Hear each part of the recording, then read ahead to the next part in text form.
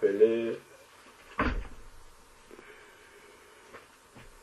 certains principes très simples de l'Évangile qui relèvent en fait des bases, les bases même de la foi chrétienne.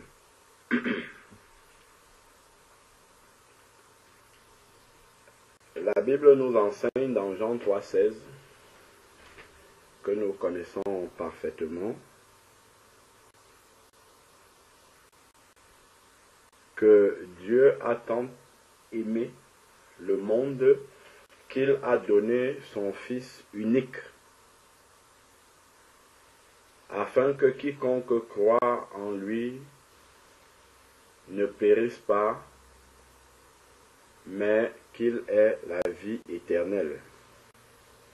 Dieu a tant aimé le monde qu'il a fait quelque chose, qu'il a donné son Fils unique, afin que quiconque croit en lui ne périsse pas, mais qu'il ait la vie éternelle. Nous avons l'équivalent de ce verset dans Romains chapitre 5, verset 8.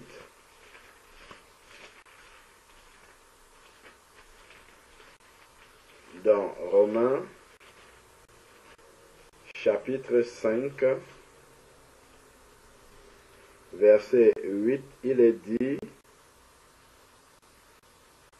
je vais commencer au verset 6. Car lorsque nous étions encore sans force, c'est-à-dire pécheurs, Christ, au temps marqué, est mort pour les impies. Donc il n'est pas mort pour ceux dont il avait l'assurance qu'ils devaient se convertir, mais il est mort pour les impies, donc les personnes qui ne méritaient même pas.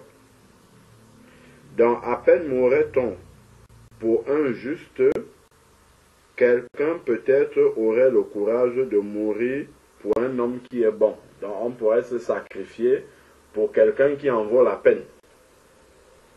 Parce qu'il a fait de bonnes choses, on va se dire, bon, je vais me sacrifier pour lui parce que lui, il a fait telle chose pour moi, donc je peux me sacrifier pour lui. Donc, c'est une espèce de réciprocité. Donc, je me sacrifie parce que lui, il a fait quelque chose avant. Mais Christ, ce n'est pas ce qu'il a fait.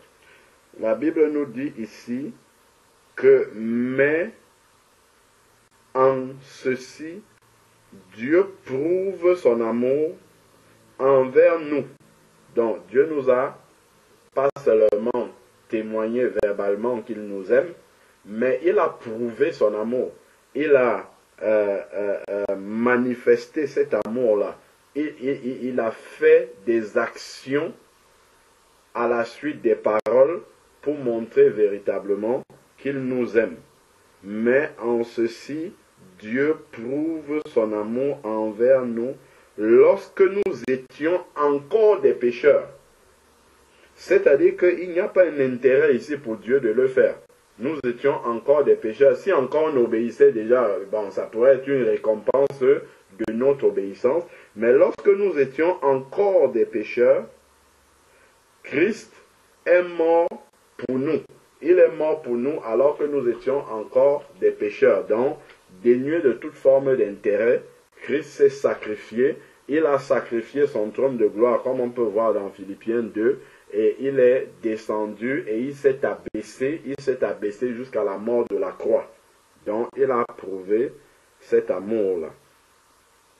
Et nous savons que le plus grand commandement, quand on a demandé à Jésus, c'est « Tu aimeras le Seigneur ton Dieu de tout ton cœur, de toute ton âme, de toute ta pensée. » Et le deuxième qui lui est semblable, « Tu aimeras ton prochain comme toi-même. » Comme toi-même.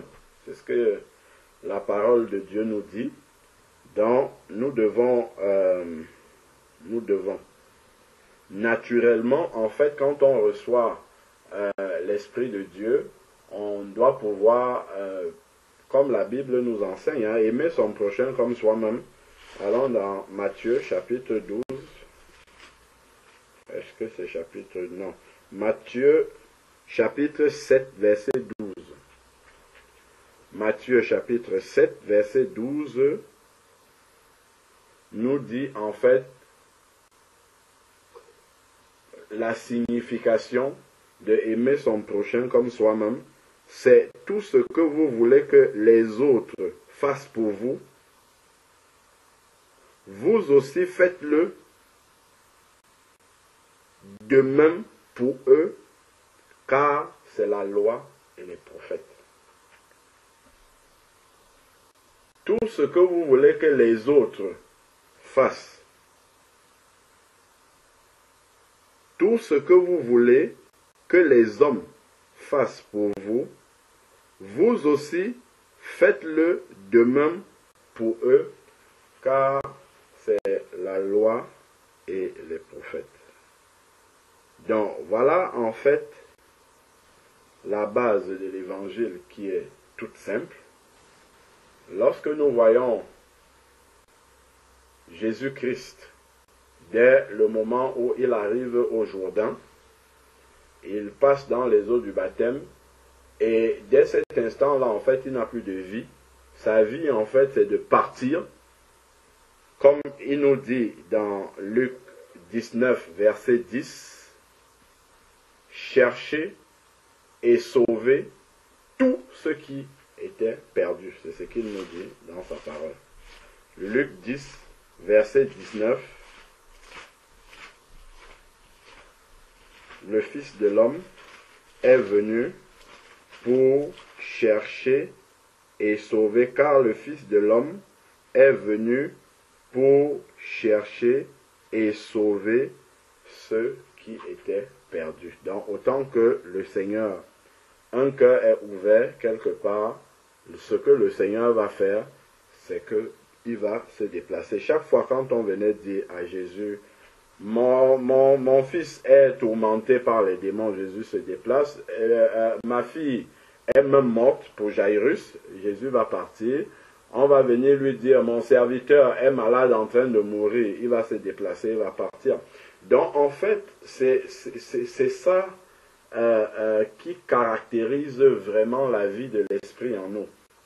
C'est-à-dire que plus l'esprit grandit à l'intérieur de nous, plus justement l'esprit va nous donner le regard de la croix. C'est-à-dire le regard que Jésus-Christ pouvait porter sur les êtres humains. Lorsqu'il était à la croix, il était en train de souffrir, certes, mais le regard qu'il portait, Luc 10, verset 19, le regard qu'il portait sur les êtres humains qu'il était en train de sauver sur la croix, parce qu'il n'était pas sur la croix pour ses intérêts, il était sur la croix pour sauver les êtres humains.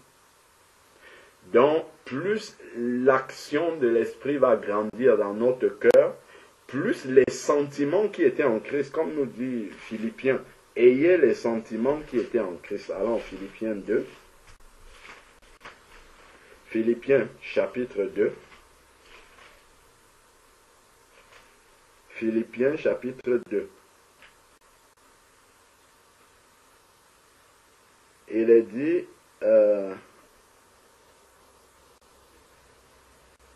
Philippiens chapitre 2 verset 5, ayez en vous la pensée qui était en Jésus-Christ, lui dont la condition était celle de Dieu, il n'a estimé comme une proie à arracher d'être égal avec Dieu.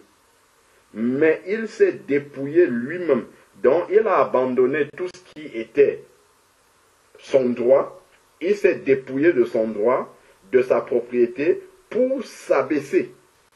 Pour s'abaisser, donc il s'est humilié, on ne l'a pas humilié, mais il s'est humilié lui-même. Donc il a fait l'action de renoncer lui-même. Il a pris la décision de renoncer. On ne l'a pas poussé à renoncer, on ne l'a pas obligé à renoncer. Il a pris cette décision-là. Et c'est comme ça, en fait, que l'Esprit de Dieu, l'Esprit de Dieu doit grandir. En fait, plus il grandit en nous, ce n'est même pas plus il grandit. Il ne grandit même pas. En fait, c'est nous qui grandissons dans la sensibilité à l'Esprit, ce qui est différent. L'Esprit de Dieu, il est toujours là. il agit toujours dans notre cœur. Mais maintenant, nous devons grandir dans la sensibilité lorsque l'Esprit de Dieu nous parle. Nous devons être sensibles pour que justement les sentiments qui étaient en Christ, parce que c'est l'Esprit de Christ, les sentiments qui étaient en Christ puissent vraiment nous habiter afin que nous puissions être sensibles comme Christ était sensible à la condition de l'être humain. Parce que s'il s'est dépouillé, c'était pour venir changer la condition de l'être humain, venir changer la destinée de l'être humain. Parce que l'être humain était sur le chemin, l'autoroute qui mène à l'enfer, et Jésus est venu changer ce chemin-là, pour que les êtres humains n'aillent plus à grande vitesse vers les temps de feu, mais qu'ils puissent monter au paradis auprès du Père.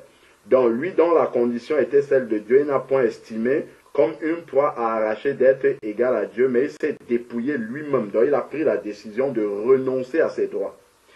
En prenant la condition d'esclave, dont il s'est abaissé, en devenant semblable aux hommes après s'être trouvé dans la situation d'un homme. Il s'est humilié lui-même. On nous dit encore une deuxième fois, c'est-à-dire qu'il a pris la décision de s'abaisser et de renoncer, en devenant obéissant jusqu'à la mort de la croix, qui était la mort la plus infâme qui existait à ce moment-là. Donc, c'était vraiment la mort la plus difficile qu'on faisait subir au pire des brigands, au pire des personnes qui, voilà, dans la société à ce moment-là, c'était les pires châtiments, en fait, dont on châtiait les personnes qui avaient fait les plus grandes abominations. Bon, Christ a renoncé et il est descendu jusqu'à s'humilier à ce point-là. Donc, voilà en fait les bases de comment est-ce que l'amour de Dieu doit grandir en nous. Prenons maintenant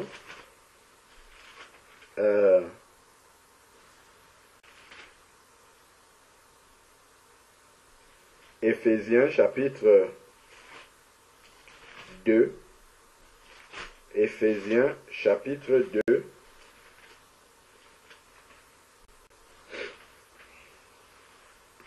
Éphésiens chapitre 2.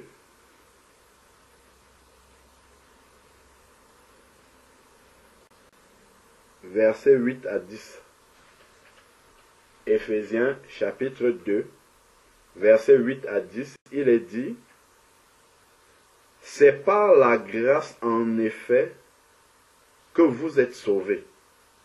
La grâce est une faveur imméritée. On n'a pas mérité cela et le Seigneur nous a accordé la faveur de pouvoir être sauvés si nous recevons Jésus-Christ dans notre vie et ensuite naturellement, si on reçoit Jésus-Christ, on sera porté par son esprit à être comme lui, à garder ses commandements. Donc ensuite, maintenant, il va dire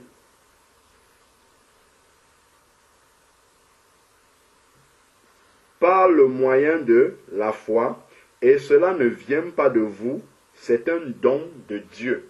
Donc le salut, c'est quelque chose que Dieu nous donne gratuitement, ce qu'on a expliqué par faveur imméritée, c'est une grâce. Verset 9, ce n'est point par les œuvres. Donc les œuvres ne vont pas sauver. Donc on ne doit pas faire des choses dans le but d'être sauvé. C'est le sacrifice de Jésus qui est seule l'œuvre qui sauve toute la terre. Ceux, bien évidemment, qui placent leur foi en Jésus tel que le verset nous le dit. Ensuite, maintenant, il est dit: ce n'est point par les œuvres afin que personne ne se glorifie, car nous sommes son ouvrage.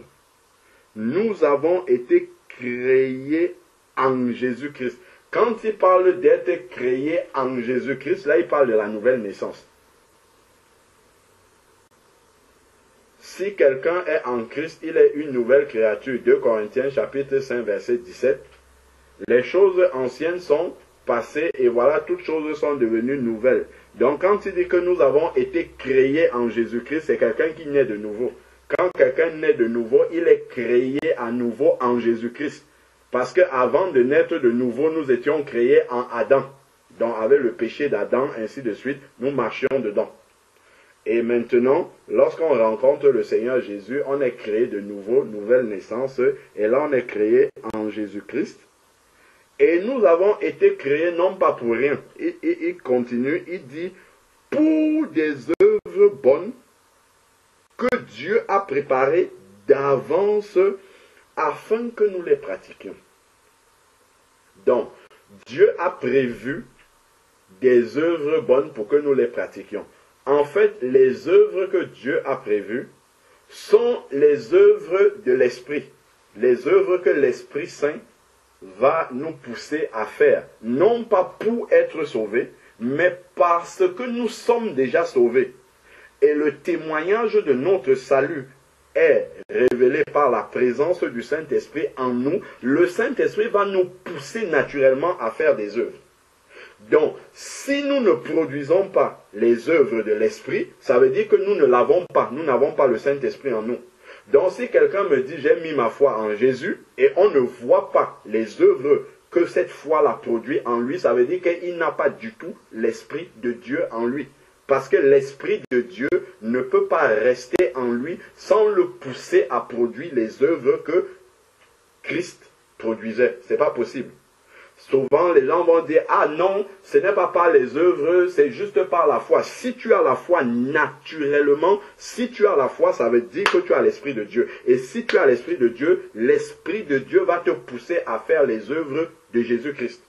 L'Esprit de Dieu, ce n'est pas lui qui va te laisser coucher dans ton lit, à passer toute la journée à paresser. Ce n'est pas l'Esprit de Dieu qui va faire ça. Ça, c'est toi-même qui va faire cela. Ce n'est pas l'Esprit de Dieu qui va te faire voir quelqu'un qui est dans la souffrance et manquer de compassion. Ça, ce n'est pas l'Esprit de Dieu. Si tu dis, je suis sauvé par la foi, j'ai mis ma foi en Jésus-Christ, et que on a vu Jésus-Christ, Dieu prouve son amour. N'oublions pas d'où nous sommes partis. Dieu prouve son amour.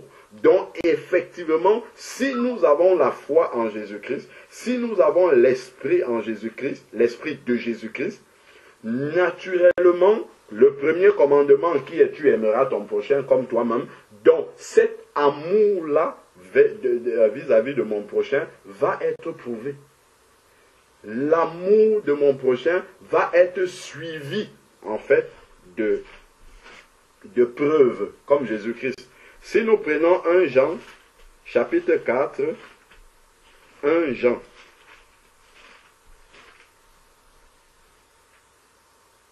chapitre 4, verset 20. Donc, quelqu'un peut dire qu'il a la foi, par exemple. C'est écrit ici dans 1 Jean, chapitre 4. Si quelqu'un dit, j'aime Dieu, et qu'il haït son frère... Ah, non, ce n'est pas celui-là que je voulais citer. Oui, si, c'est bien ça, mais ce n'est pas cette partie-là. Donc, si quelqu'un dit j'aime Dieu et qu'il haït son frère, c'est un menteur. Car celui qui n'aime pas son frère qu'il voit ne peut pas aimer Dieu qu'il ne voit pas. Donc, en gros, pour manifester son amour à Dieu, c'est envers celui que je vois que je peux manifester l'amour. L'amour que je dois me porter à Dieu, ce n'est pas d'aller, je ne sais pas moi, adorer une idole que j'appelle, non, c'est mon prochain que je vois. Dieu comment dire, mon amour pour Dieu doit être manifesté en mon prochain. C'est pourquoi Jésus dit que le deuxième commandement est semblable au premier. Quand il dit tu aimeras le Seigneur ton Dieu de tout ton cœur, de toute ton âme, de toute ta pensée, ainsi de suite. Et voilà le second qui lui est semblable, tu aimeras ton prochain comme toi-même. Parce que Dieu, tu ne le vois pas. Pour témoigner de cet amour-là, véritablement, les œuvres que l'amour produit, c'est envers ton prochain que tu vas le faire. Parce que quand tu es en train de le faire envers ton prochain, en réalité, c'est à Dieu que tu le fais parce que c'est Dieu qui a créé notre prochain. Donc c'est vraiment capital de voir, de revenir sur ces bases de l'évangile. Prenons un peu Matthieu chapitre 22. Je vais lire une petite partie de ce chapitre. Matthieu chapitre 22.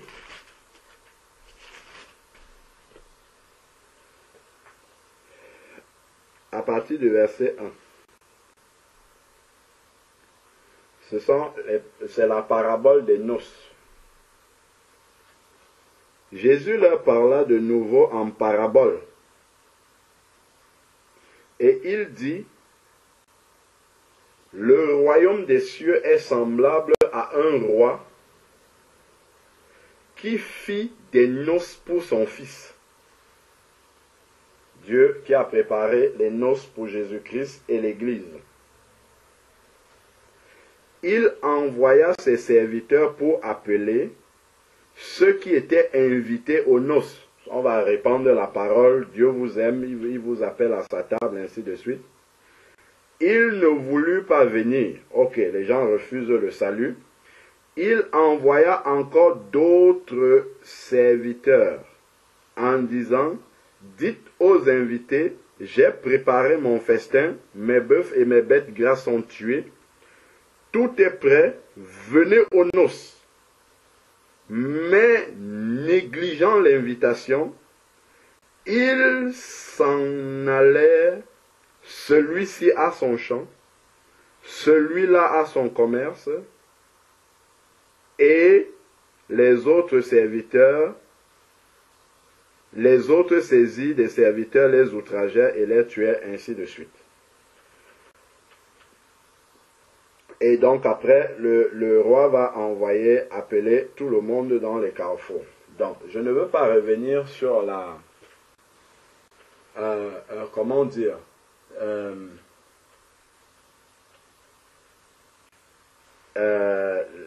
l'implication spirituelle de ce passage.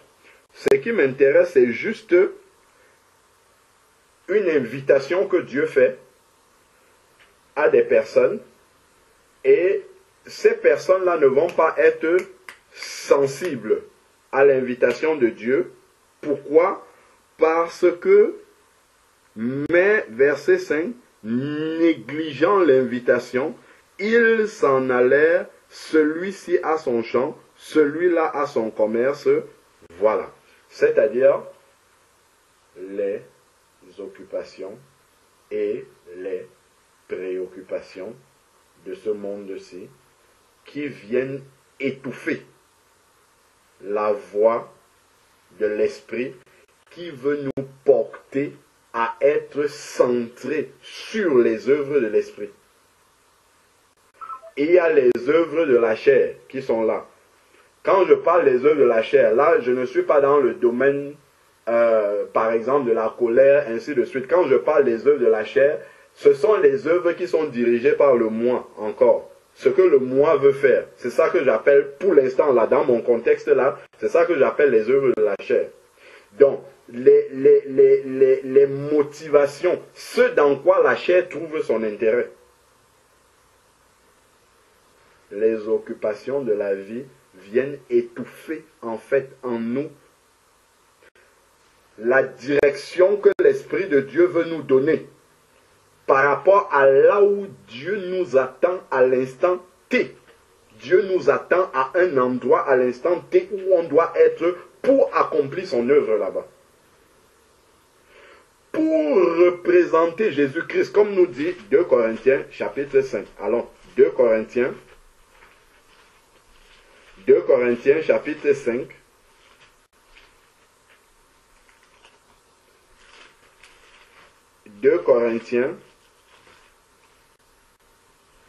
Chapitre 5, il est dit à partir du verset 18, ça suit, si quelqu'un est en Christ, il est une nouvelle créature, les choses anciennes sont passées, voilà, toutes choses sont devenues nouvelles. Il dit, En tout cela, verset 18, 2 Corinthiens 5, 18, Dieu nous a réconciliés avec lui. Dieu nous a réconciliés avec lui-même par Christ et nous a donné le service ou le ministère de la réconciliation. Donc, un ministre, il vient d'avoir des élections là en France. Chaque ministre, quand il vient prendre son poste, il trouve sur son bureau une feuille de route avec un ensemble de dossiers qu'il doit suivre, un ensemble de choses qu'il doit faire. Bon, si nous avons reçu le ministère de la réconciliation avec le portefeuille qui est plein de ce que nous devons faire, qui sont les œuvres de l'esprit, et que nous n'ouvrons pas ce portefeuille-là, quand je me lève le matin pour demander, Seigneur, les œuvres de l'esprit que je dois produire aujourd'hui, c'est où que ça se passe? C'est où que tu m'attends? Mais si je me lève et que je vais à mon champ, l'autre va à son, qu'est-ce que la parole disait encore là? À son commerce, ah, j'ai planté ma vigne là-bas, il faut que j'aille m'en occuper. On s'excuse, alors que les œuvres que Dieu a fait, souvenons-nous d'Éphésiens 2, verset 10. Il nous a sauvés pour des œuvres, c'est ce qui est écrit. Les œuvres bonnes qu'il a préparées d'avance pour que nous les pratiquions. Si maintenant il y a eu des chants là, sur le moment où on va rencontrer le Seigneur, si au moment où on va rencontrer le Seigneur, il nous a donné le ministère de la réconciliation ici, là, donc, avec un portefeuille, avec des choses que nous devons faire pour réconcilier des personnes. Si lorsque le Seigneur vient nous prendre, il nous dit, voilà le portefeuille que je t'avais donné, tu n'as pas touché même à un seul des dossiers qui est là-dedans, qu'est-ce qu'on va dire? C'est écrit, il nous a sauvés pour des bonnes œuvres. Si on n'est pas entré dans ces œuvres-là, pourquoi? À quoi nous sert donc ce salut-là? Poursuivons ici, là. Il nous a donné un ministère. Ça, c'est inconditionnel. C'est pour tous les enfants de Dieu, le ministère de la réconciliation. Car Dieu était en Christ, réconciliant le monde avec lui-même, sans tenir compte aux hommes de leurs fautes. Il a mis en nous la parole de la réconciliation.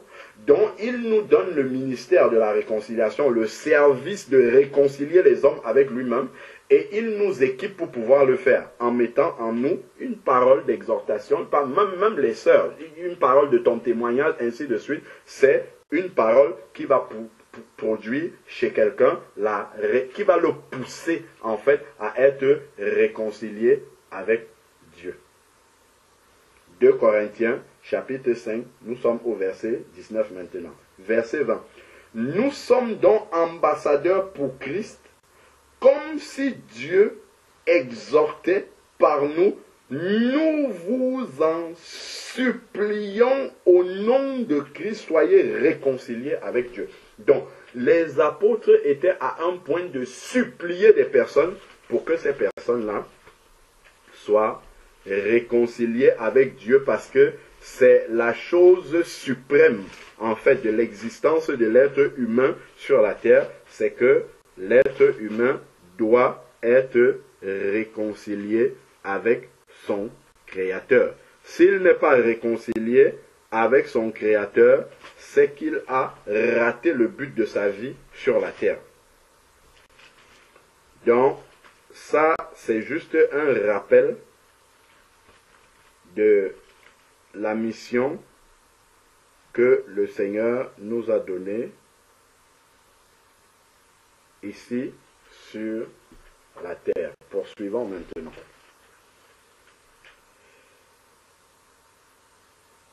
Lorsque nous regardons le chant que la sœur Janice était en train de chanter là, je crois qu'elle a dû chanter plusieurs fois, mais il y a un par lequel elle a commencé. Elle chantait Matthieu 25. Matthieu chapitre 25.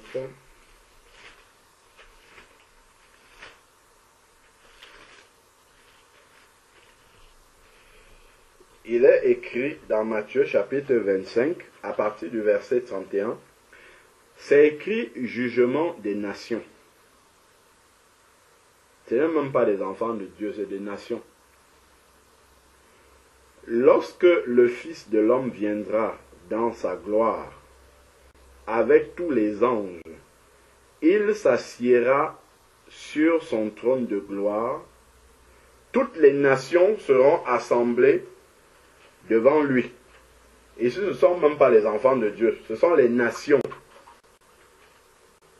On peut dire des païens. Ce sont les païens même qui seront là, ce sont les nations qui sont devant lui. Regardons un peu comment le Seigneur lui juge les nations ici. Ce que nous avons en parallèle de ça, Apocalypse chapitre 20. Apocalypse chapitre 20, versets 11 à 15. Puis je vis un grand trône blanc, et celui qui y était assis, devant sa face enfouit la terre et le ciel. Et il ne fut plus trouvé de place pour eux. Et je vis les morts, les grands et les petits, debout devant le trône. Des livres furent ouverts, et un autre livre fut ouvert, celui qui est le livre de vie. Les morts furent jugés d'après ce qui était écrit dans le livre, selon leurs œuvres. C'est ceux qui viennent pour le jugement éternel final. Donc, d'après ce qui était écrit selon leurs œuvres. Donc, la mer donnant les morts qui s'y trouvaient, la mort et le séjour des morts donnèrent les morts qui s'y trouvaient, et ils furent jugés chacun selon ses œuvres. Chacun selon ses œuvres. La mort et le séjour des morts furent jetés dans les temps de feu, c'est la seconde mort. Quiconque ne fut pas trouvé inscrit dans le livre de vie fut jeté dans les temps de feu. Donc gardons ça à l'esprit et revenons maintenant lire Matthieu 25 à la lumière de tout ceci. Nous sommes dans Matthieu 25, verset 32. Toutes les nations seront assemblées devant lui. Il séparera les uns d'avec les autres, comme le berger sépare les brebis d'avec les boucs. Et il mettra les brebis à droite et les boucs à gauche. Alors le roi dira à ceux qui seront à sa droite aux brebis, venez, vous qui êtes bénis de mon Père, recevez l'héritage du royaume qui vous a été préparé depuis la fondation du monde. Et maintenant, comment est-ce qu'il va expliquer le fait qu'il leur donne le royaume? Il dit, car j'ai eu faim et vous m'avez donné à manger. Ce n'est pas j'ai eu faim que Dieu te bénisse, mon frère. Non, c'est écrit car j'ai eu faim et vous m'avez donné à manger. Donc, il y a déjà une sensibilité qu'on a à la famine de l'autre et cela produit en nous une action par rapport à la sensibilité qu'on a eue aux besoins de l'autre, dont on a été attentif que l'autre a faim et on répond par une action à ce besoin. C'est l'Esprit de Dieu qui va attirer notre attention sur la sensibilité, enfin, qui va éveiller notre sensibilité à la famine de l'autre et en même temps va produire en nous l'action correspondante. Là, ici, on parle aux païens. Hein. Moi, je nous dis comment, à l'intérieur d'un chrétien, comment ça doit se passer. Parce que ce que les païens font ici, en fait, le chrétien, pour lui, c'est automatique. C'est un travail que l'Esprit de Dieu fait en lui de manière naturelle. Qu'il puisse être sensible à la famine, aux besoins de l'autre et qu'il réponde à ce besoin par une action concrète. Poursuivons ensuite. S'il ne répond pas par de belles paroles de bénédiction, c'est très bien, ça n'annule pas, mais il est sensible, 1. 2, il y a une action derrière. Donc ensuite, maintenant, il dit, j'ai eu soif et vous m'avez donné à boire. On est toujours sur le même terrain ici, là. Sensibilité aux besoins de l'autre et une réponse concrète. J'étais étranger et vous m'avez recueilli. J'étais nu et vous m'avez vêtu. J'étais malade. On n'a pas dit Dieu te bénisse, Dieu te guérisse et on est resté comme ça. Si on a la possibilité, et vous m'avez visité. J'étais malade et vous m'avez visité. Dans la liste qui cite là, il n'y a pas j'étais mort et vous êtes venu à mon enterrement. Non, c'est j'étais malade et vous m'avez visité. C'est très bien. Quand on regarde par exemple la manière dont l'Église a réagi suite au décès de notre sœur Marie-Claude, donc qui s'est endormie, on va dire ça comme ça pour rester biblique. Le cœur a été vivement touché et nous sommes arrivés en nombre chez notre sœur là-bas, dans sa famille, et la famille a été touchée. Gloire au Seigneur. Pour la famille qui a été touchée. Est-ce que ça n'aurait pas été encore meilleur si notre sœur était vivante, malade à l'hôpital et voyait autant de monde venir dans sa chambre? Est-ce que nous ne pensions pas que si tout le monde qui s'est déplacé là se déplaçait pour aller au chevet de notre sœur, même si après elle mourait, enfin elle s'endormissait, est-ce que seulement les 3 personnes qui étaient là ce jour-là, les larmes de notre sœur coulaient de voir ses frères se déplacer, venir à son chevet?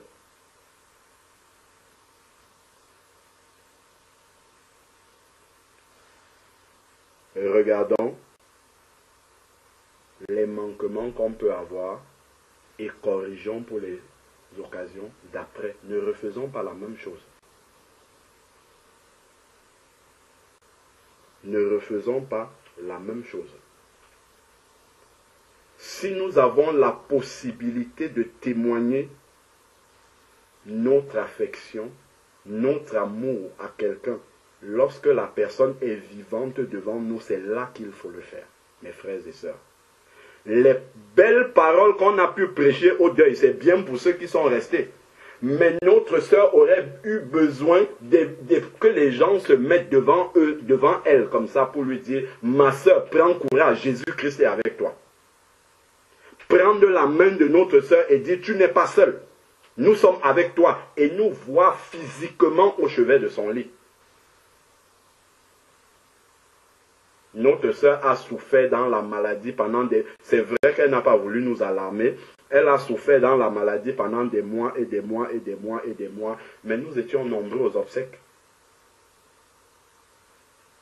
C'est bien ce qu'on a fait. Mais on aurait pu faire mieux encore. En étant sensible lorsque elle était vivante devant nous et avait besoin de nous. C'est là qu'on aurait dû être plus sensible.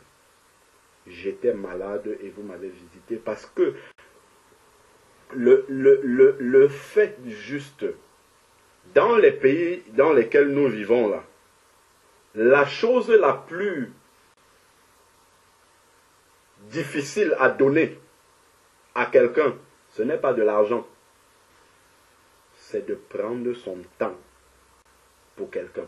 C'est la chose, c'est le sacrifice le plus grand qu'on a à faire dans ce pays-ci.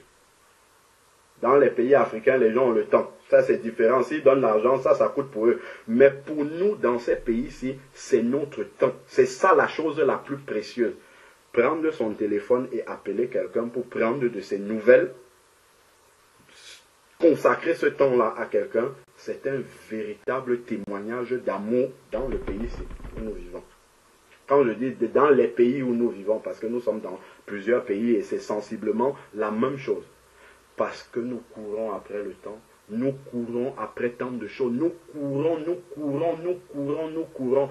Mais quand est-ce qu'on prend le temps d'exprimer et de témoigner, de montrer aux personnes que nous les aimons réellement, tant qu'elles sont là devant nous? C'est en faisant violence, parce que nos programmes ne vont jamais, jamais nous permettre de nous mettre à la disposition du service que le Seigneur attend de nous, et pour faire la réconciliation, et pour les œuvres de l'Esprit. Et jamais nos programmes ne vont nous permettre, parce que le monde dans lequel nous sommes est dominé par le diable. 1 Jean chapitre 5 verset 19. Donc si on veut attendre que le monde nous donne le temps pour faire ça, jamais il ne va nous donner, et jamais on entrera dans les œuvres de l'Esprit. On va toujours accuser le temps. Le temps, le temps, le temps, ce grand alibi. Le temps, le temps, le temps, c'est une denrée rare. Le temps, le temps, le temps, mais qui nous le donne, si ce n'est le Père céleste. Amen. On a dit, en lisant la parole de Dieu, Matthieu chapitre 7, verset 12. Tout ce que vous aimerez que l'on fasse, que les hommes fassent pour vous, faites de même. Frère, j'aurais aimé que si je suis dans un lit de maladie et que je sais que je dois mourir, que je vois tous mes frères devant moi, c'est la chose que j'aimerais le plus. Pourquoi on va nous dire que quelqu'un est en train de partir? Il est condamné. Je vais faire... allez-y prier, gloire à Dieu. Et moi, je vais faire ma journée. Mais où est la sensibilité de l'esprit? Si on venait dire à Jésus que quelqu'un est en train de mourir, Jésus serait allé faire ses affaires? Je ne crois pas, mes frères et sœurs. Ce sont les œuvres de l'esprit qui sont naturelles dans le cœur, normalement. C'est cela que ça produit. Dans le cœur, naturellement, les œuvres de l'esprit. On dit que quelqu'un qui n'a pas le salut va bientôt, selon le monde, rencontrer Dieu. Amos 4, verset 12, prépare-toi à la rencontre de ton Dieu. Je vois quelqu'un dont les jours sont comptés. Il va bientôt partir, il n'a pas le salut. Et moi, je vais vaquer à mes occupations, je vais faire mes choses, ainsi de suite. Et je laisse quelqu'un qui appelle à l'aide, qui a besoin qu'on vienne lui parler. Et moi, je vais aller faire autre chose. Mes frères, c'est quoi les œuvres de l'esprit alors? C'est quoi la sensibilité réellement, le prix du salut que Jésus a payé à la croix en mourant, en s'abaissant, ainsi de suite? Qu'est-ce que ça signifie pour nous? Réellement. Si on ne peut pas sacrifier un peu de temps, si on ne peut pas prendre le temps pour aller assister quelqu'un comme ça, je ne sais pas. Si on a besoin de nous motiver, quelqu'un demande en quoi l'église est tiède. Quand je regarde les actes des apôtres, je ne vois pas les premiers disciples en train de faire des choses comme ça. En train d'avoir besoin qu'on les motive pour aller voir un malade qui va mourir du jour au lendemain. Jamais. Moi, je ne vois pas un Étienne, un Philippe. On lui dit avant même ça, il a déjà sauté, il serait déjà là-bas. Je ne vois pas. Nous, on a une autre manière de vivre l'évangile qui n'est pas celle des actes des apôtres.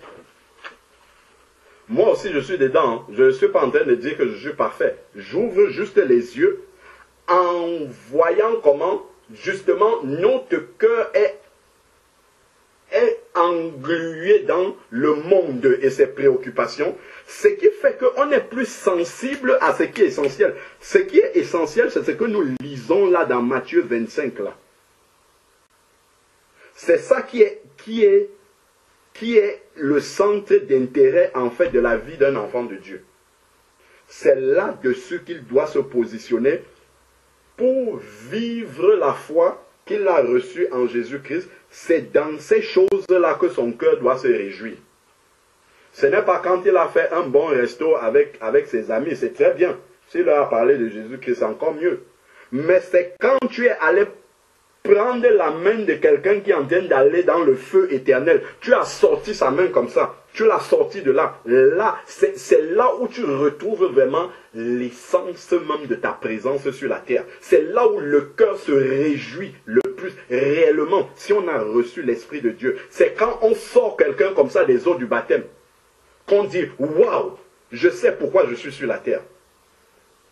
C'est ça que l'œuvre de l'Esprit doit produire dans nos cœurs.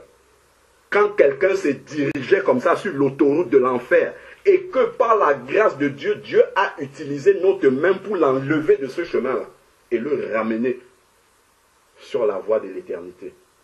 Là, on sait qu'on sert à quelque chose. On est humain pour le Seigneur sur la terre parce qu'il n'est plus là. Mais si on va qu'à nos occupations, ah, Dieu m'a béni, regarde, j'ai ça. Dieu m'a béni, j'ai ceci. Et tout ça, et après, à la fin, comme chantaient nos sœurs là, on va partir, on va laisser tout ça. Tout ce après quoi, on a couru à gauche, à droite, occupé tous nos week-ends, à faire toutes ces choses. Tout ça à la fin, quand tu es cloué sur le lit de maladie, atteint d'une maladie incurable comme ça, tout ça là, ça ne te sert plus à rien du tout.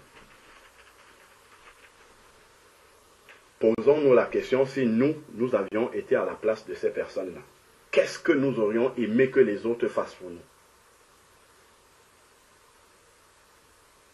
Tout ce que vous voulez que les hommes fassent pour vous, vous aussi, faites-le pour eux. On aurait beaucoup aimé que les uns et les autres se sacrifient pour nous.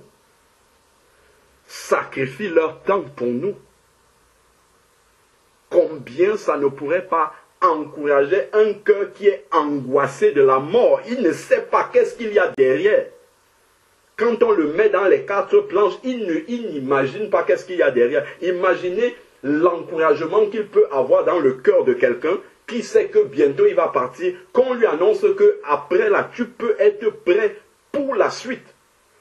La suite peut même être meilleure que la condition que tu vis ici sur la terre. Quelle joie il peut avoir dans son cœur. Quel encouragement.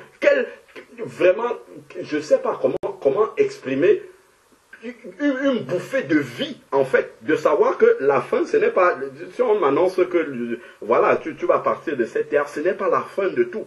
Mais quand quelqu'un qui a bâti toute sa vie dans les vanités de ce monde-ci, pour elle après, mais c'est une incertitude totale que quelqu'un se laisse conduire par l'Esprit de Dieu et vienne lui exprimer, est-ce que vous savez que ce n'est pas la fin de toute chose? Il y a moyen encore d'avoir une espérance meilleure que la vie et la gloire, la fausse gloire des hommes que vous avez eus sur cette terre. Quelle espérance ça peut faire dans un cœur humain? Quelle réjouissance on peut avoir nous-mêmes dans notre propre cœur de voir qu'on a apporté un peu, comme ça, de la compassion de Dieu à quelqu'un. C'est dans ces choses-là, en fait, qu'on doit prendre plaisir. Ce sont ces choses-là qui doivent réjouir notre cœur. Ce sont ces choses-là qui doivent nous attirer, en fait. Qui doivent nous... comment dire c'est ça qui doit être nos centres d'intérêt, en fait. Parce que, en fait, si on dit que nous sommes morts au monde, mais que le monde est encore constitué de tous nos centres d'intérêt, là, c'est un peu difficile de dire que vraiment l'Esprit de Dieu est à l'œuvre dans nos cœurs. Ça serait, quand on regarde la parole de Dieu, c'est pas cohérent, en fait. Si réellement, on est né de Dieu, avec l'Esprit de Dieu, mais toujours tourné vers nos intérêts, vers nos préoccupations, vers ce qui va constituer en fait que notre vie soit meilleure, ainsi de suite. Bon, peu importe les autres, bon, on verra bien, je les confie à la gloire de Dieu, à la grâce de Dieu, et moi je m'occupe de mes affaires. Non, non, non. Ça doit être, ça doit couler de source. En fait, ça, ce sont les œuvres de l'Esprit. On annonce un déplacement comme ça, tout le monde devait courir au point où il n'y a même plus de place. Ça devrait être naturel, en fait. Naturel. C'est ça que nous voyons là, couché dans la parole de Dieu. Donc, vous m'avez visité, je continue le verset 37, j'étais en prison, vous êtes venus vers moi. Alors les justes lui répondront, Seigneur, quand t'avons-nous vu avoir faim et t'avons-nous donné à manger? Ils sont surpris parce qu'il le faisait naturellement. Il ne le faisait pas en espérant quelque chose. Il ne le faisait pas dans le sens de dire je fais ça pour mon salut. Non. On le fait le plus naturellement possible. Parce que, étant sauvé, l'Esprit de Dieu nous pousse à faire les mêmes choses que Jésus-Christ faisait. Ils sont surpris même d'être récompensés pour ça. Ou avoir soif et t'avons-nous donné à boire. Quand t'avons-nous vu étranger et t'avons-nous recueilli. Ou nu et t'avons-nous vêtu. Quand t'avons-nous vu malade ou en prison et sommes-nous allés vers toi. Et il répondra, et en vérité, je vous le dis, dans la mesure où vous avez fait cela, à ces plus petits de mes frères, Marie-Claude, c'est une sœur du Seigneur. Le fait d'aller la visiter, c'est Jésus-Christ qu'on a visité. C'est ce qui est écrit là dans la parole. C'est moi, c'est à moi que vous l'avez fait. Nous, on va chercher où est Jésus pour que j'aille le servir. Jésus est représenté par tous ces enfants qui sont là. Même les personnes, même païennes, même qui ont besoin de lui. C'est encore Jésus qui offre cette possibilité de manifester notre amour pour le Seigneur au travers de l'amour à ces personnes-là. Ensuite, il dira, verset 41, à ceux qui seront à sa gauche, retirez-vous de moi, maudits, et allez au feu. Et c'est quand même fort que le Dieu d'amour dise des choses comme ça. Retirez-vous de moi, maudits, allez dans le feu éternel, préparé pour le diable et ses anges. C'est fort quand même des paroles comme ça qui peuvent sortir de la bouche du Seigneur. Et pourquoi dit-il une telle chose? Car ça veut dire que, pourquoi il le dit, il dit retirez-vous et allez dans le feu éternel là. Le cas c'est pour dire voici la raison pour laquelle vous êtes maudits et je vous envoie dans le feu éternel. Car j'ai eu faim et vous ne m'avez pas donné à manger. J'ai eu faim et vous ne m'avez pas donné à manger. Donc déjà pour pouvoir donner à manger, il faut être sensible. Un, on n'a pas été sensible à la souffrance de l'autre, aux besoins de l'autre. Deux, on n'a pas produit l'action qu'il fallait derrière pour pouvoir soulager la souffrance de l'autre autant qu'on peut, autant que possible pour nous. On ne l'a pas fait. Donc ensuite, maintenant ici, il dit, car j'ai eu faim et vous ne m'avez pas, car j'ai eu faim et vous ne m'avez pas donné à manger. J'ai eu soif et vous ne m'avez pas donné à boire. J'étais étranger et vous ne m'avez pas recueilli. Nu et vous ne m'avez pas vêtu. Malade et en prison et vous ne m'avez pas visité. Malade et en prison et vous ne m'avez pas visité. À cause de ces choses-là, Jésus dit, retirez-vous de moi, maudits, et allez au feu éternel. Nous, on relativise, nous sommes sauvés. La foi en Jésus-Christ, aucune œuvre, mais je suis sauvé quand même. Détrompons-nous, hein.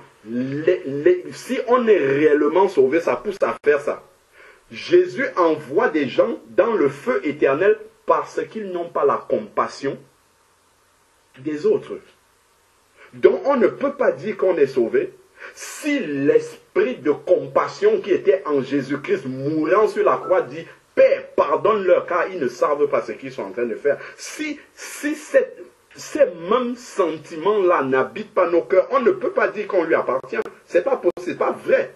Donc on va confesser de la bouche, j'appartiens à Jésus-Christ, alléluia, ainsi de suite. Mais ce sont les œuvres que l'Esprit produit en moi qui prouvent que réellement j'appartiens à Jésus-Christ.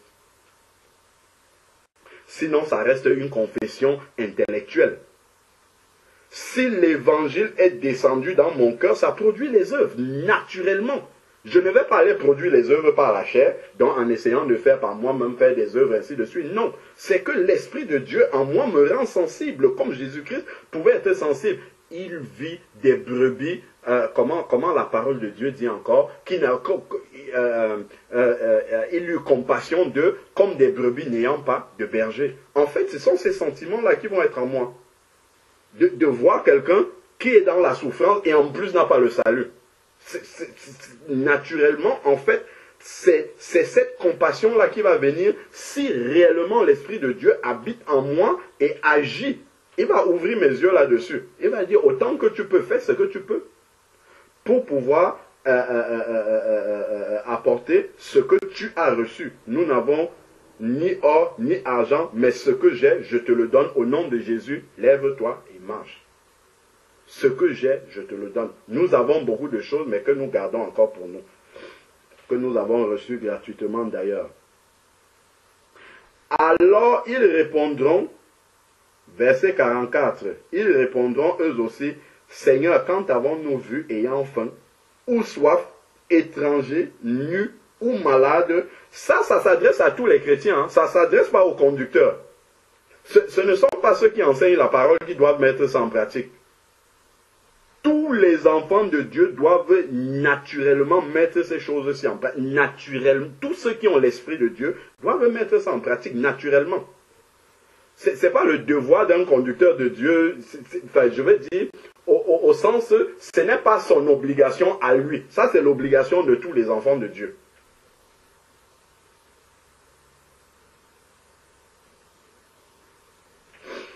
Alors, ensuite, maintenant, il dit ici, alors ils répondront eux aussi, Seigneur, quand avons-nous vu avoir faim ou soif, étranger ou nu, malade, en prison, et ne t'avons-nous pas rendu service? Quand avons-nous été informés d'une telle situation et nous avons vaqué à nos occupations comme si on n'avait pas entendu ça? C'est la question ici là qu'il pose. Quand avons-nous vu ainsi? Ça veut dire qu'en fait, ils n'ont pas été sensibles, parce que tout ça, ça se passait devant eux. Mais ils n'ont pas été sensibles à ce que l'Esprit de Dieu leur montrait qu'il fallait faire. Là où ils devaient être, ils n'étaient pas là. Là où il fallait produire les œuvres de l'Esprit, ils n'étaient pas là pour produire ces œuvres-là. Ils étaient ailleurs. Ils étaient tellement occupés, leur cœur était tellement investi dans les choses de la terre, dans lesquelles ils devaient, vaquer, que l'essentiel là, ils ne se sont même pas rendus compte qu'ils devaient le faire. Donc, ils posent la question étonnée, mais c'était quand on devait te rendre service et on ne l'a pas fait. Toutes les fois où vous ne l'avez pas fait, c'est ce qu'il va répondre là. Alors il répondit, en vérité, je vous le dis, dans la mesure où vous n'avez pas fait cela à l'un de ces plus petits, c'est à moi que vous ne l'avez pas fait. Combien de fois nous avons manqué de faire des choses à Jésus-Christ en négligeant notre prochain, en pensant que bon, ce n'est que le prochain, ce n'est pas bien grave.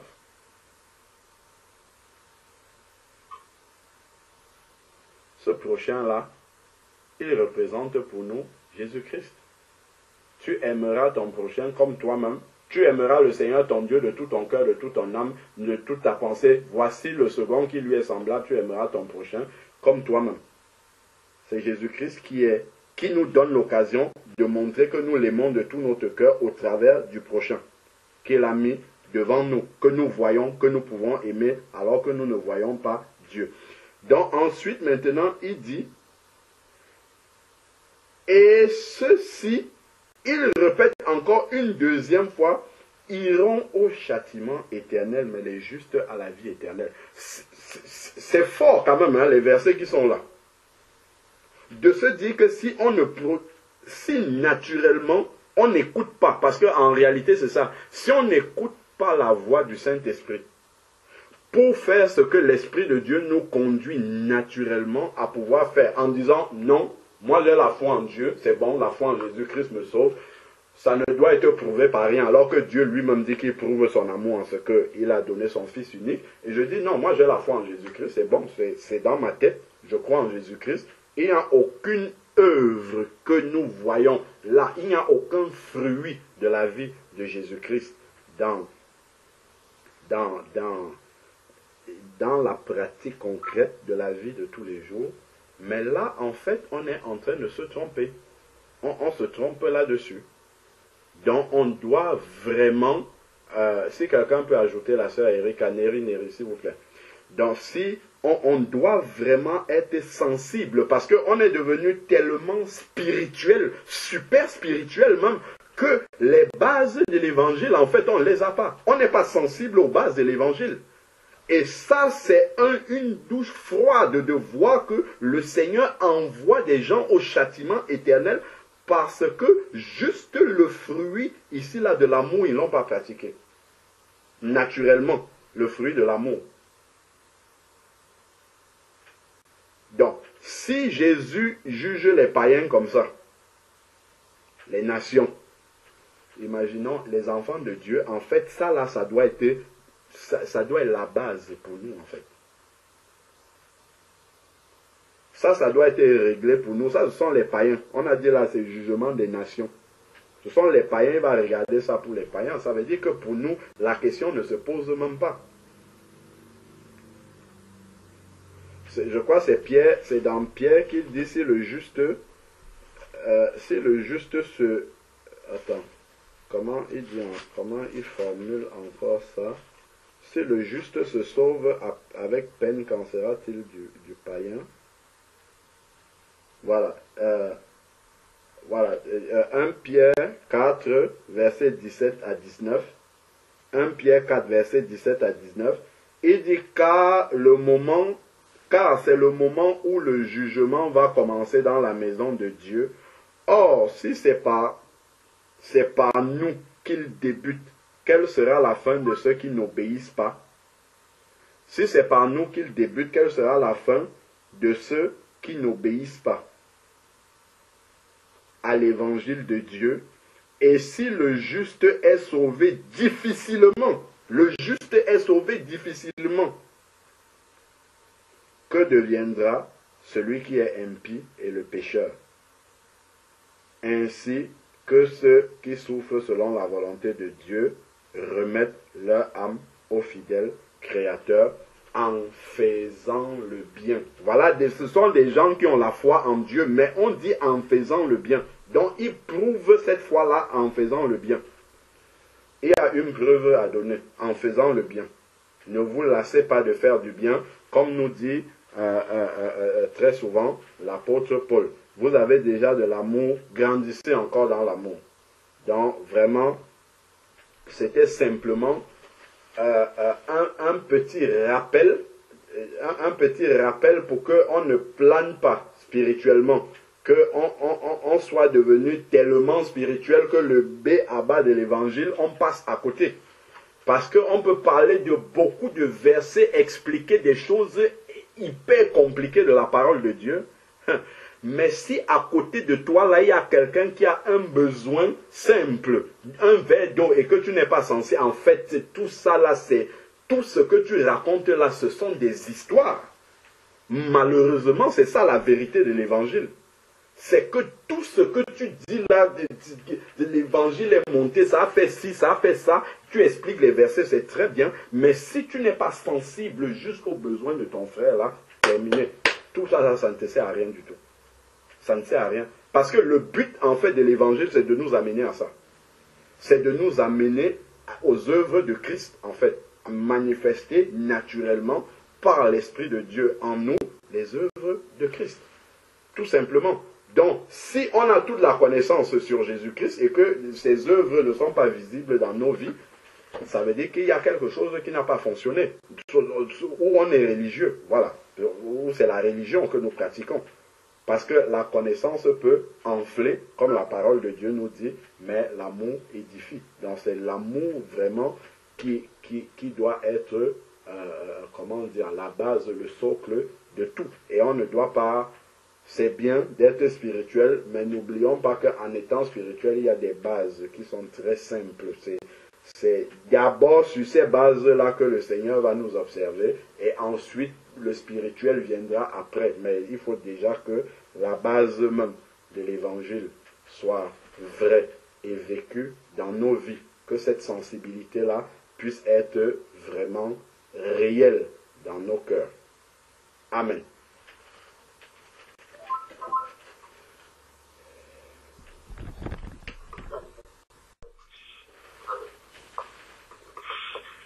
Est-ce que je peux ajouter quelque chose? Amen. Bien sûr.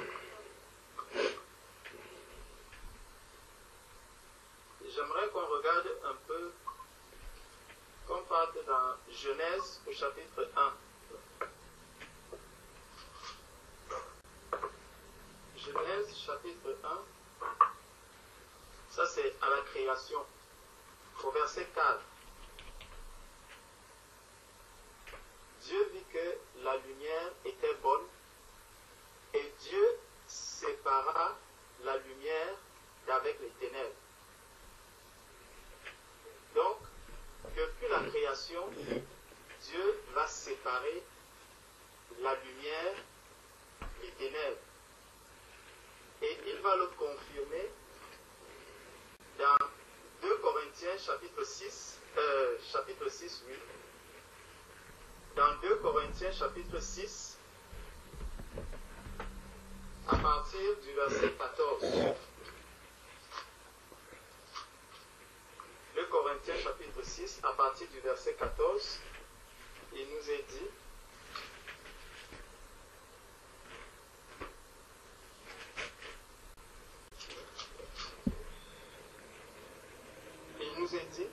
ne vous mettez pas avec les infidèles sous un joug étranger. Car quel rapport y a-t-il entre la justice et l'iniquité? Ou qu'y a-t-il de commun entre la lumière et les ténèbres? Quel accord y a-t-il entre Christ et Bélial? Ou quelle part a le fidèle avec l'infidèle? Quel rapport y a-t-il entre le temple de Dieu et les idoles?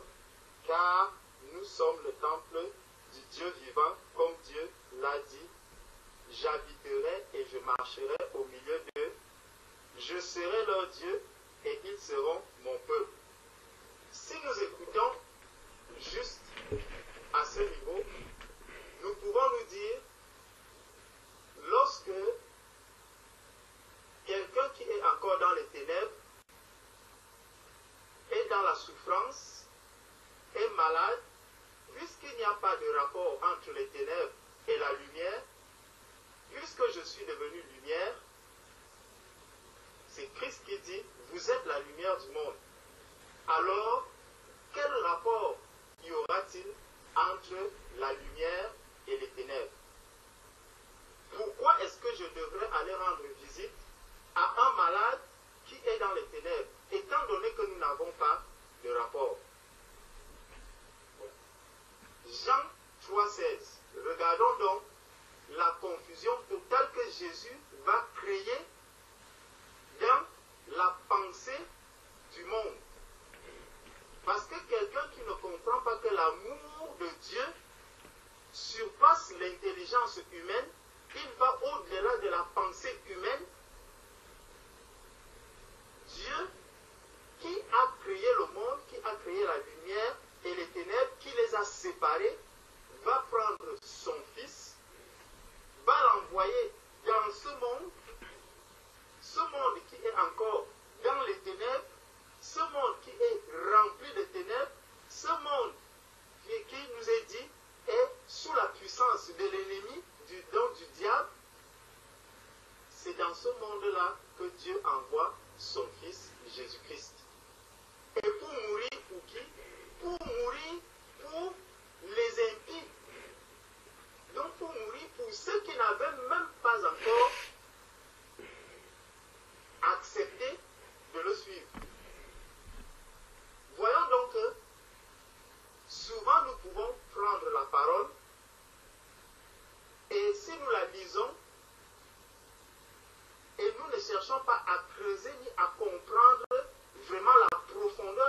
Seigneur nous dit, nous pouvons rester vraiment à côté de la volonté du Seigneur. C'est pour ça que je rends grâce à Dieu du sujet de prière que ma sœur Florence a donné en disant, restons toujours attentifs à la voix du Saint-Esprit.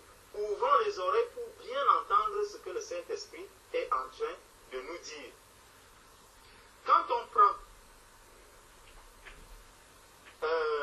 Matthieu 5, justement verset 14, qui nous dit que vous êtes la lumière du monde. C'est vrai. Nous n'avons pas à nous mélanger aux ténèbres. Mais Dieu nous révèle que en ce qui concerne le salut, déjà puisque son Fils Jésus-Christ est venu sur la terre pour mourir pour ceux qui étaient perdus, j'en faisais partie.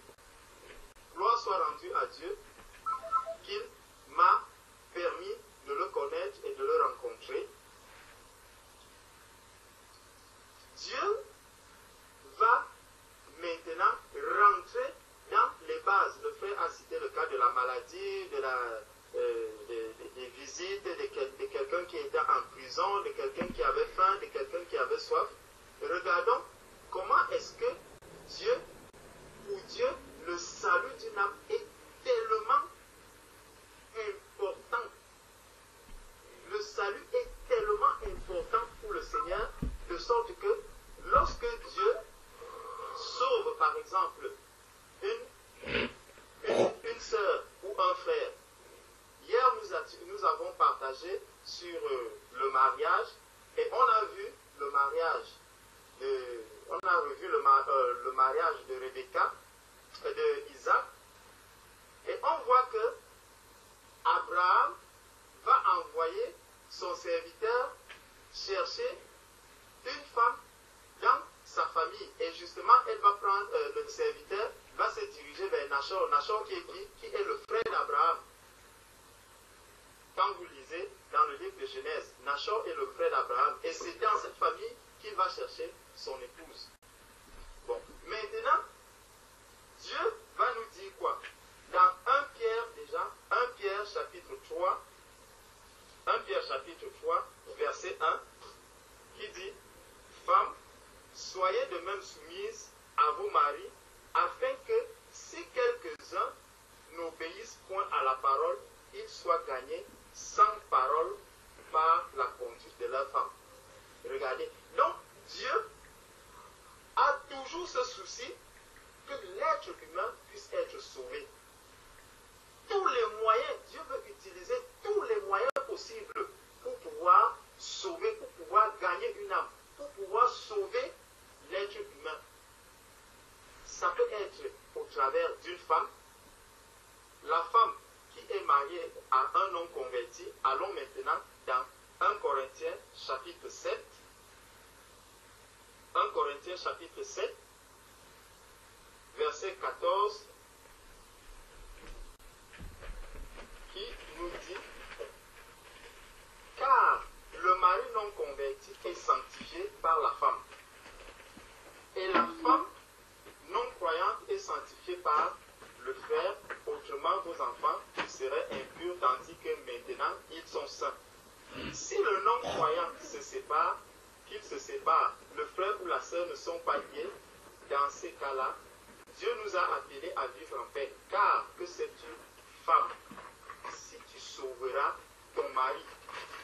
Ou que sais-tu, mari, si tu sauveras ta femme?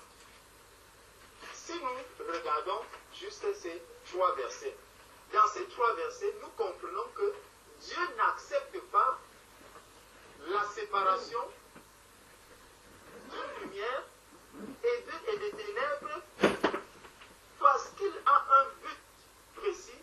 C'est quoi? C'est que l'un puisse amener l'autre au salut. La femme qui est lumière, qui a reçu la lumière, qui est devenue la lumière, Dieu ne lui donne pas la possibilité de se séparer de son mari qui est encore dans les âme puisse être sauvée. Il voudrait que cette âme puisse passer aussi des ténèbres à la lumière. Et c'est pour ça que nous, parfois, nous avons des yeux, mais nous ne voyons pas le plan de Dieu. Lorsque Pierre va être envoyé, le Seigneur va d'abord lui présenter des animaux qui sont impurs. Et Pierre va dire, je n'ai jamais mangé quelque chose d'impur. Et Dieu lui demandera, qui es-tu pour trouver d'impur, pour juger d'impur ce que moi j'ai déclaré pur? Nous pouvons voir une âme. Et souvent, c'est quelque chose que nous rencontrons beaucoup, un phénomène que nous rencontrons beaucoup lorsque nous allons en évangélisation. Tu peux voir quelqu'un, tu as une... comment on dit ça? Excusez-moi. Tu as... Un a priori? Voilà, tu as un a priori sur la personne. Et tu te dis, vraiment, quand je vois même celui-ci, est-ce qu'il peut même d'abord écouter ce que je lui dis? Mais grande sera ta surprise de ce que lorsque tu te rapproches de la personne, tu te rends compte que c'est plutôt à cette personne que le Seigneur a ouvert le cœur. Et c'était justement le cas d'Antoine que nous avons rencontré aujourd'hui. C'est un jeune homme bien dans sa peau. Quand tu le vois, quand je me suis approché d'Antoine, j'étais avec le frère Carl. Pour moi, je me disais, ah, celui-ci va m'envoyer balader. Mais, surprise à la surprise générale, il était vraiment attentif. On a causé, on a partagé, on a parlé, au point d'aller jusqu'à demander que, mais comment est-ce que je peux naître de nouveau? Comment je dois naître de nouveau? Comment je dois naître de nouveau? Donc, ces a priori nous révèlent encore une chose, c'est que le malin va utiliser nos yeux, nos oreilles, parfois même nos membres, pour nous éloigner du plan de Dieu, pour que nous ne fassions pas et que nous n'accomplissions pas le plan de Dieu. Donc, demeurons spirituels, restons spirituels et gardons en esprit une chose, c'est que nous sommes devenus enfants de Dieu et Dieu a préparé les œuvres pour nous. Dieu ne t'a pas dit que voici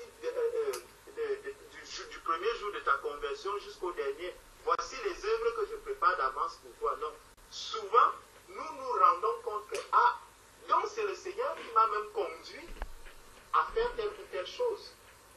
Hier, lorsque nous étions chez la sœur, nous ne savions pas, on avait déjà terminé le partage, tout était déjà fini, et c'est là qu'elle est venue nous présenter une vidéo d'une dame qui est malade. Moi, particulièrement, je ne la connaissais pas.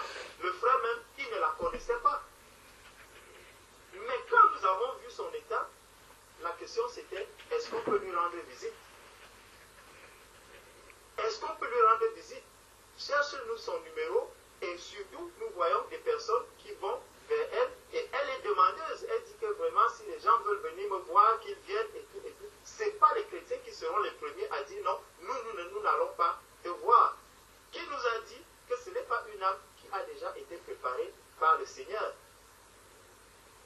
Les catholiques vont s'approcher de cette personne avec leur chapelet ou avec ceci pour lui parler de Marie, pour lui faire ceci et prendre peut-être ce chapelet et le laisser à son chevet.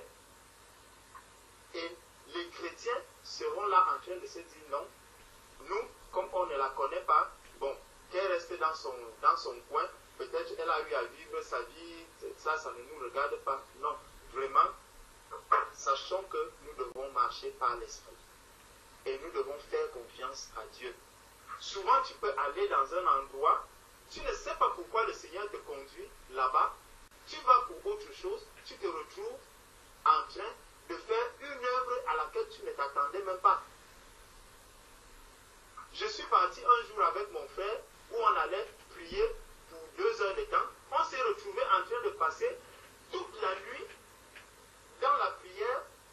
de midi jusqu'à pratiquement 6 heures le lendemain.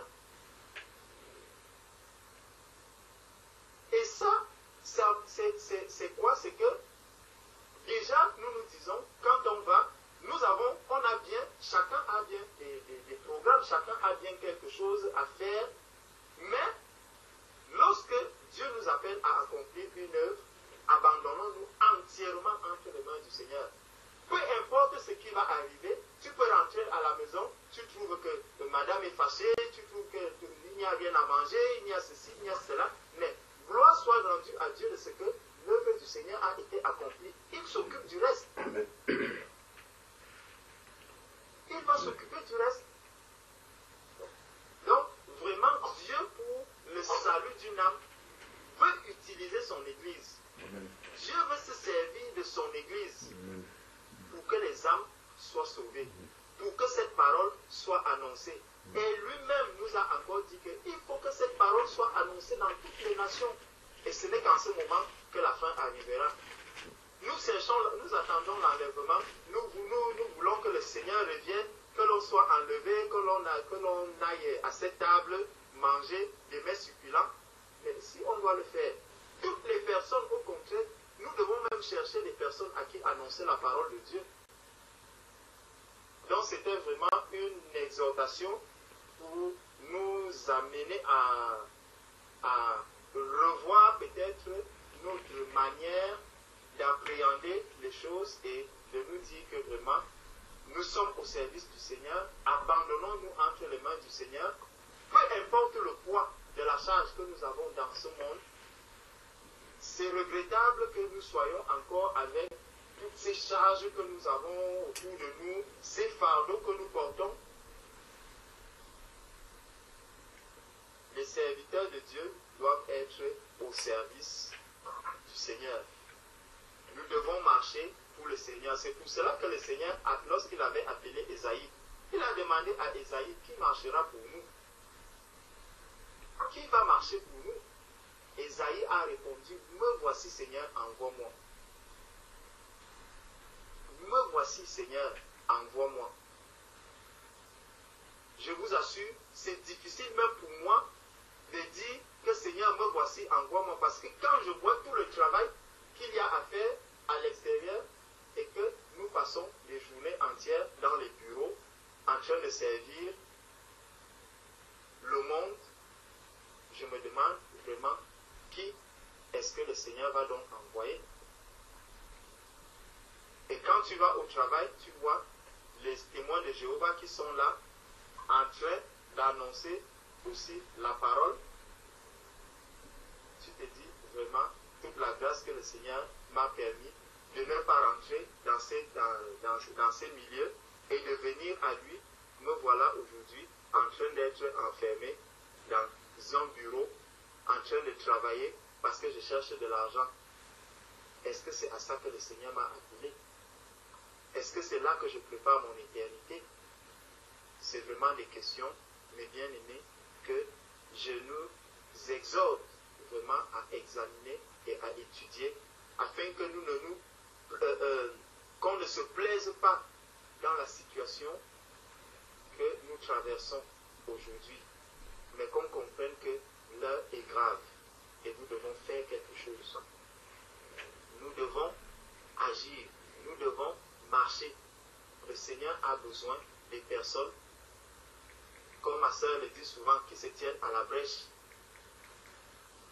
Le Seigneur a besoin des personnes qui vont se tenir à la brèche, des personnes qui vont prier,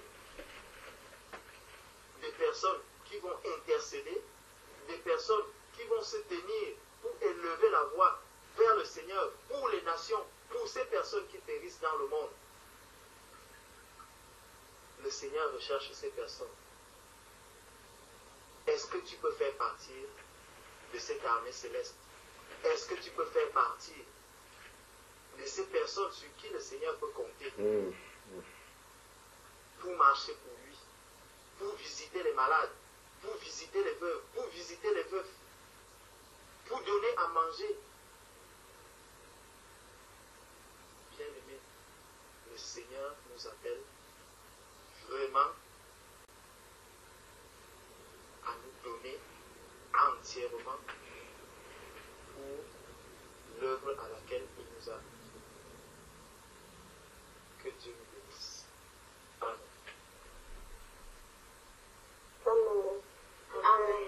Amen. Amen. Amen. Amen.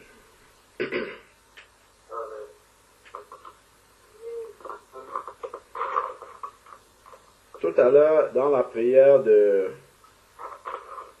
Ange Marianne, elle demandait au Seigneur, révèle-nous ce à quoi tu nous as appelés.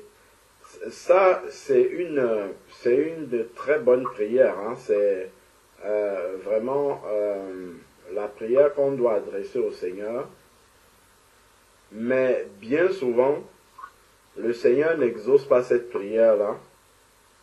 Ou il retarde l'exaucement de cette prière-là. Soit on n'est pas prêt, parce qu'il y a des choses à mettre en ordre dans nos vies. Et bien souvent, c'est parce qu'on n'est pas disponible. Un, on n'est pas disposé. Deux, on n'est pas disponible. Si déjà, nous, on pleure d'être enfermés dans les bureaux.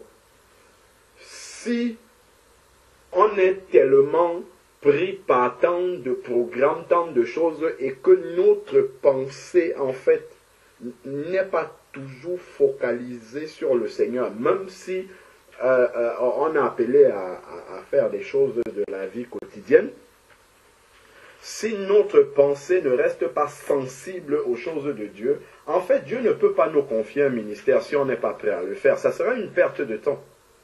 Dieu ne peut t'appeler réellement en te révélant ce que tu as à faire que si tu es disponible et disposé.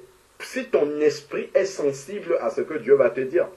S'il te révèle, bon voilà, moi je veux que, je sais pas moi, tous les matins que tu ailles à tel endroit pour voir telle personne, pour lui parler de moi, ou bien je sais pas. Et que ton oreille n'est pas attentive parce que tu es préoccupé par tant de choses. J'ai ci, j'ai mon ceci, j'ai mon cela. En fait, Dieu ne va pas le faire. Dieu va toujours et toujours appeler, utiliser des personnes qui sont disponibles. Des personnes sur qui Dieu peut compter réellement.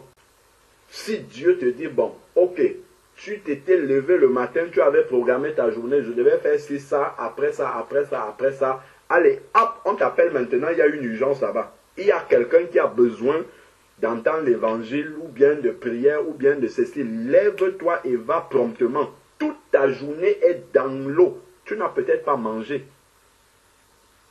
Tu vas te lever comme ça, jeûne forcé.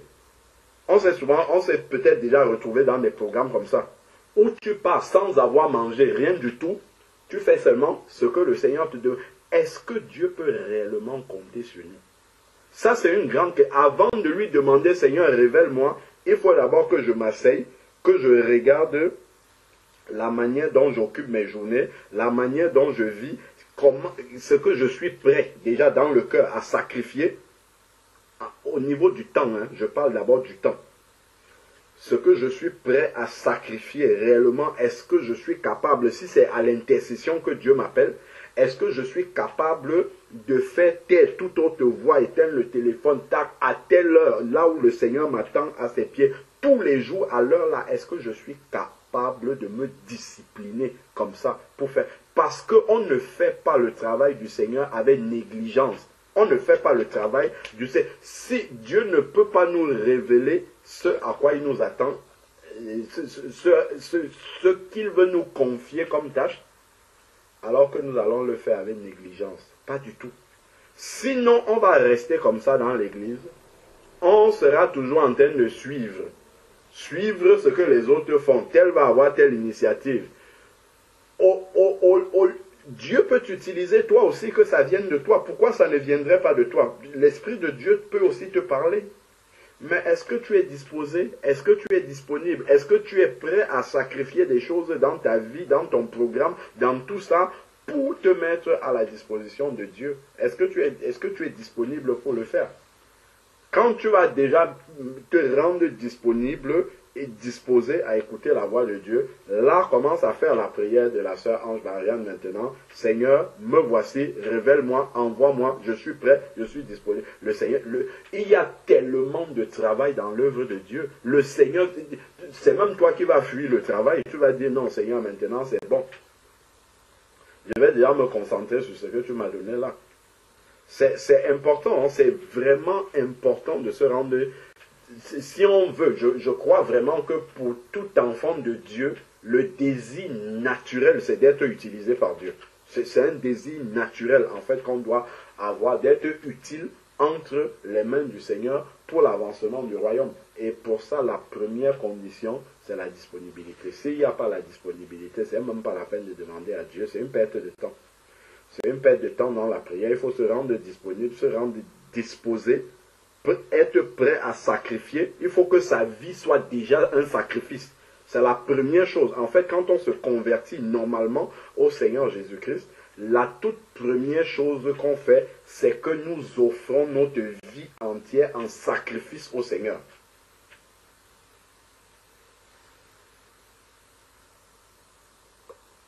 Quand je dis offrir la vie, quand quelqu'un parle, bon, ceux qui ont la grâce d'avoir la communion fraternelle, quelqu'un se lève, je suis fatigué le dimanche, si je ne vais pas à la prière, les autres vont prier. Il y aura quand même frère Georges là-bas, lui va pouvoir prier.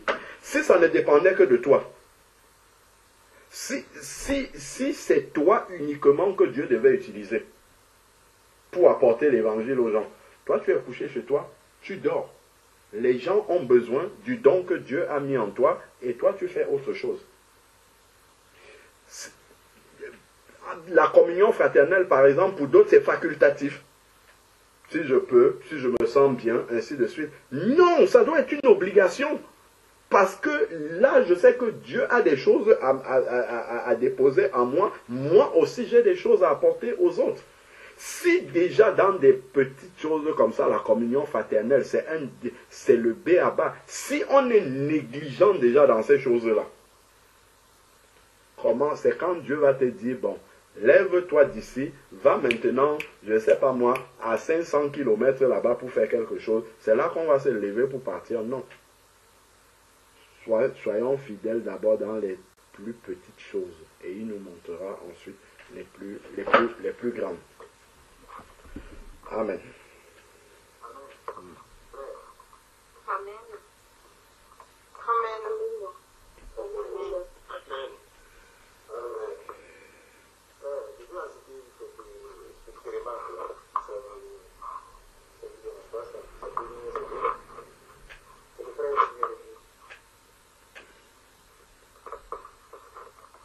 Oui, frère, on t'écoute. Hein.